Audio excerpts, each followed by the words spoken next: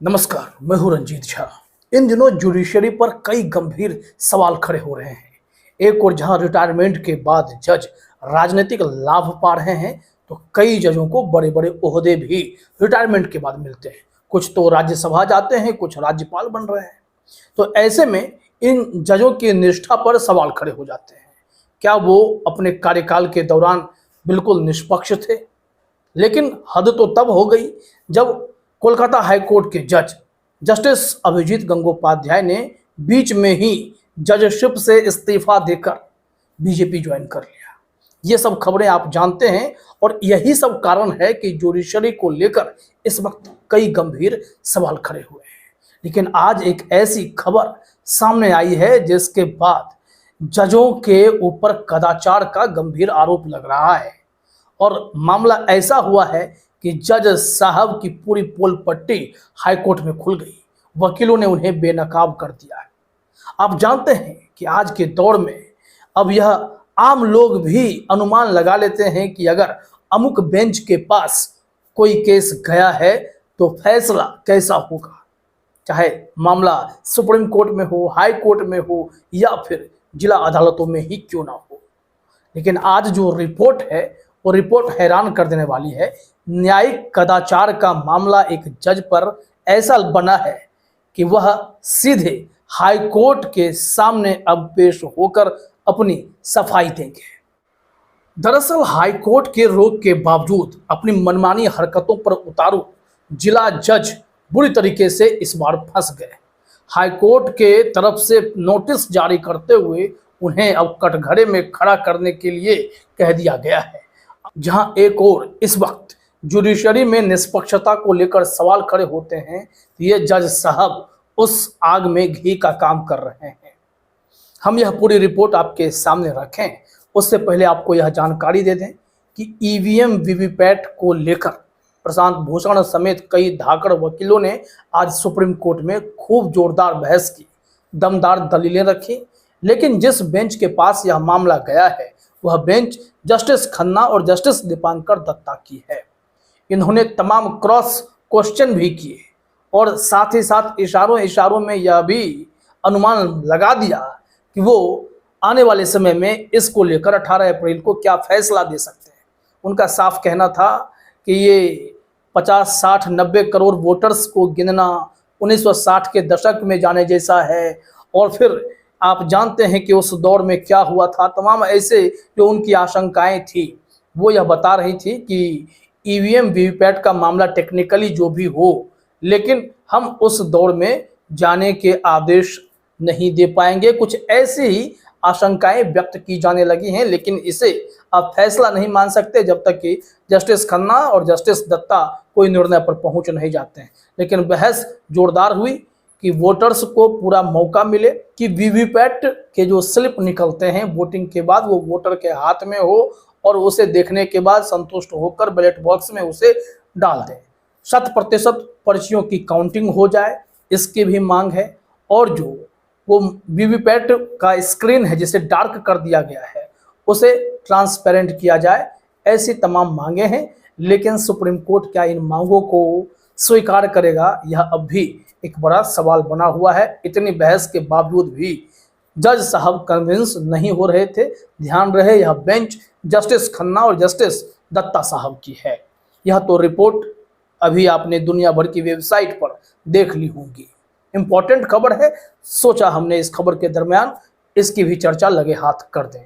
लेकिन अब जुडिशरी में जज किस तरीके से व्यवहार कर रहे हैं, किस तरीके का कदाचार करने लगे हैं और उनके निर्णय पर अब सवाल क्यों नहीं उठना चाहिए, इस रिपोर्ट को देखने के बाद आप खुद तय कीजिएगा। जरा अपने स्क्रीन पर हेडलाइन देखिए, जज साहब हाजिर हों। मुस्लिम वकील से भेदभाव के आरोप में हाईकोर्ट ने जुडिशियल मजिस्ट्रेट को भेजा समन। ये निचली अदालत में जो जज साहब बैठे हैं अब उन्हें हाईकोर्ट में जवाब देना पड़ेगा, उन्होंने क्या करतूत कर दी है। यहाँ रिपोर्ट में कहा जा रहा है इलाहाबाद हाईकोर्ट ने हाल ही में उत्तर प्रदेश के एक वरिष्ठ जुडिशियल मजिस्ट्रेट को समन भेजकर अदालत में पेश होने को कहा है। जज साहब पर मुस्लिम वकीलों के खिलाफ कथित तौर पर धार्मिक भेदभाव करने के आरोप हैं। हाईकोर्ट ने एक विशेष समुदाय के बारे में वरिष्ठ जुडिशियल मजिस्ट्रेट की टिप्पणियों को न्यायिक कदाचार का मामला करार दिया है। अब ऐसे में जज साहब की मुश्किलें बढ़ने वाली हैं। जिस तरीके की वो हरकत कर बैठे हैं वह क्षमा योग्य तो बिल्कुल भी नहीं है। आगे रिपोर्ट में आप देखिए कि उन्होंने क्या किया है। हिंदुस्तान का कहना है कि बार एंड बेंच की रिपोर्ट के मुताबिक यह मामला 2 मुस्लिम मौलवियों मोहम्मद उमर गौतम और मुफ्ती काजी जहांगीर आलम कासमी और अन्य के खिलाफ आपराधिक मामले की सुनवाई के दौरान हुई घटना से जुड़ी हुई है। इन मौलवियों पर उत्तर प्रदेश के आतंकवाद निरोधी दस्ते द्वारा जबरन धर्म परिवर्तन कराने का आरोप लगाया गया था।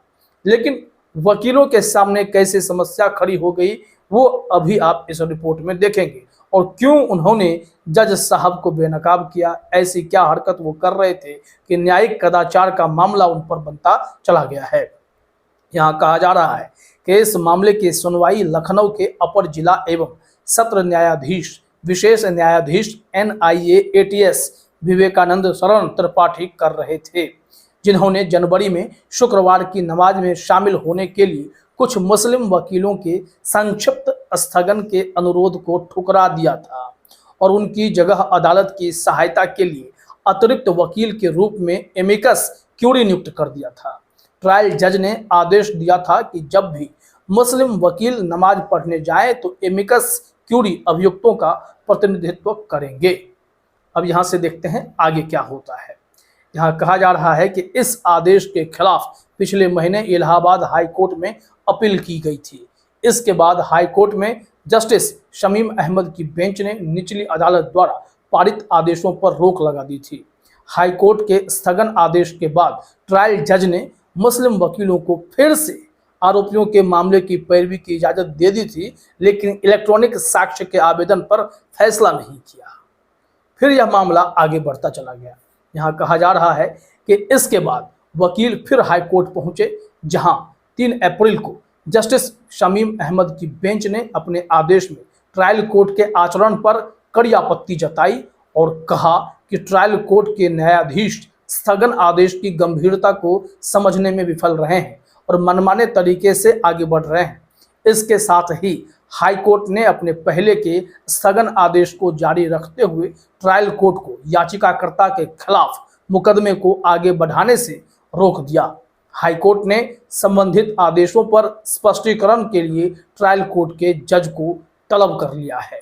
तो जज साहब अपने हिसाब से फैसले पर फैसले कर रहे थे कि वो नहीं तो कोई और सही किसी को एमिकस क्यूरी के तौर पर नियुक्त कर दिया गया। और इस विवाद के खिलाफ जब हाई कोर्ट में मामला पहुंचा तो जज साहब न्यायिक कदाचार के अब आरोपी बनते चले गए हैं। आपको बता दें कि इलाहाबाद हाई कोर्ट की जस्टिस शमीम अहमद ने वरिष्ठ जिला जज की क्लास लगाते हुए उनके हरकत पर माकूल टिप्पणी भी की है। उन्होंने कहा, न्यायालय ने मुकदमे के दौरान आवेदक के लिए वकील की गैर मौजूदगी, क्योंकि वे एक निश्चित धर्म से संबंधित हैं और इसके परिणाम स्वरूप MEC की नियुक्ति के संबंध में ट्रायल जज की टिप्पणियों पर भी टिप्पणी की। बार एंड बेंच ने लिखा है कि कोर्ट ने कहा, यह धर्म के आधार पर ट्रायल कोर्ट की ओर से स्पष्ट भेदभाव को दर्शाता है, जो भारत के संविधान के अनुच्छेद 15 में निहित मौलिक अधिकार का स्पष्ट उल्लंघन है। यह देखते हुए कि यदि अन्य आधार थे तो उन्हें ट्रायल कोर्ट के आदेश में बताया जाना चाहिए था। कोर्ट ने यह बातें, जिनसे निष्पक्ष जो निर्णय की उम्मीद की जाती है, वो कहीं ना कहीं से प्रभावित होकर ऐसे फैसले जारी करते हैं, मुस्लिम वकीलों के साथ भेदभाव करने लगती हैं। इसके अलावा उन्होंने और भी गंभीर टिप्पणी की। यहाँ पर कहा जा रहा है कि हाई कोर्ट ने यह भी कहा कि एक न्यायाधीश द्वारा व्यक्तिगत आचरण में लिप्त होकर कदाचार करना उनकी न्यायिक अखंडता पर प्रश्न चिन्ह लगाता है। उन्होंने फिर सीजर की पत्नी का उदाहरण देते हुए कहा कि सीजर की पत्नी की तरह एक न्यायाधीश को संदेह से ऊपर होना चाहिए।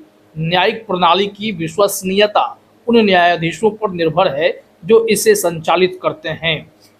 लोकतंत्र के फलने फूलने और कानून के शासन को जीवंत रखने के लिए न्याय प्रणाली और न्यायिक प्रक्रिया को मजबूत होना होगा और प्रत्येक न्यायाधीश को अपने न्यायिक कार्यों का ईमानदारी, निष्पक्षता और बौद्धिक ईमानदारी के साथ निर्वहन करना होगा। इसमें कोई संदेह नहीं हो सकता है कि एक न्यायाधीश को मामले का फैसला केवल रिकॉर्ड पर मौजूद तथ्यों और मामले पर लागू कानून के आधार पर ही करना चाहिए। यदि कोई न्यायाधीश किसी मामले का फैसला किसी बाहरी कारण से करता है तो वह कानून के अनुसार अपना कर्तव्य नहीं निभा रहा है। तो जरा सोचिए, अगर इन पर राजनीतिक दबाव पड़ता होगा तो ये उसी हिसाब से फैसले भी करते होंगे। आपको बता दें कि इलाहाबाद हाई कोर्ट के जस्टिस शमीम अहमद इस जिला जज पर काफ़ी भड़के हुए थे और उन्होंने फिर से गंभीर टिप्पणी की कि इस जज ने पूरे सिस्टम को चरमराने की कोशिश की है। उनका कहना है कि यह न्यायिक कदाचार को दर्शाता है जो एक कार्यात्मक न्यायपालिका के लिए आवश्यक चीज़ों के मूल तंतु को तोड़ देता है। नागरिक जो मानते हैं कि उनके न्यायाधीश निष्पक्ष और निष्पक्ष हैं, न्यायपालिका लोगों के विश्वास और भरोसे के बिना अस्तित्व में नहीं रह सकती। इसलिए न्यायाधीशों को कानूनी और नैतिक मानकों के प्रति जवाबदेह होना चाहिए। उन्हें उनके व्यवहार के लिए जवाबदेह ठहराने के लिए न्यायिक निर्णय लेने की स्वतंत्रता पर हमला किए बिना न्यायिक आचरण की समीक्षा की जानी चाहिए। न्यायालय ने ट्रायल जज की टिप्पणियों के बारे में ऐसी बातें कही। आज के दिनों में जब दिल्ली कोर्ट की बात होती है, रॉज एवेन्यू कोर्ट की बात होती है या किसी खास बेंच की बात होती है तो हर जगह आप देखते हैं कि वहाँ पर ऐसा लगता है कि जो सरकारी वकील कहते हैं उसी के आधार पर ज़्यादातर जज निर्णय करने लगते हैं। तुरंत में फैसला आता है, लेकिन जो आरोपित पक्ष होता है उन्हें राहत मिलने की गुंजाइश बहुत कम हो जाती है। लेकिन अब जिस तरीके से कोर्ट रूम में निर्णय आ रहे हैं, फैसले आ रहे हैं, उसको लेकर अब खुलकर बातचीत होने लगी है। इससे खफा 21 रिटायर्ड जजों ने फिर से सीजेआई डीवाई चंद्रचूड़ को चिट्ठी लिखी है कि कुछ लोग बाहरी दबाव डालकर जुडिशरी के काम को प्रभावित करने की कोशिश कर रहे हैं। इससे पहले 600 वकीलों की फौज ने सीजेआई साहब को चिट्ठी लिख डाली थी कि जुडिशरी पर जानबूझकर बाहरी दबाव बनाया जा रहा है। वकील दिन में बहस करते हैं, शाम में मीडिया में बयानबाजी करके जुडिशरी को कमज़ोर करने की कोशिश करते हैं। तो ये तमाम ऐसे सवाल हैं जो कहीं ना कहीं यह बताता है कि वाकई में जुडिशरी पर गंभीर सवाल खड़े हुए हैं, तभी तो इतनी आवाज़ें उठ रही हैं और इन आवाज़ों को दबाने के लिए चिट्ठी पत्रिका भी खेल चल पड़ा है। अब देखना यह होगा कि जिस तरीके से ट्रायल कोर्ट में जज साहब अपने ही मनमाने ढंग से काम करने लगते हैं, न्यायिक कदाचार करने लगते हैं, तो क्या ऊपरी अदालत तक में भी ऐसा हो रहा है जहां पर अब निष्पक्षता की उम्मीद अगर की जाती है तो उससे विश्वास को गहरा धक्का लग जाता है। ऐसी संभावनाएं हैं, अब देखिए होता क्या है। लेकिन यह बड़ी खबर है कि जज पर अब सवाल खड़े होने लगे हैं। फिलहाल इस वीडियो में इतना ही। आप सभी का हमसे जुड़ने के लिए बहुत बहुत धन्यवाद।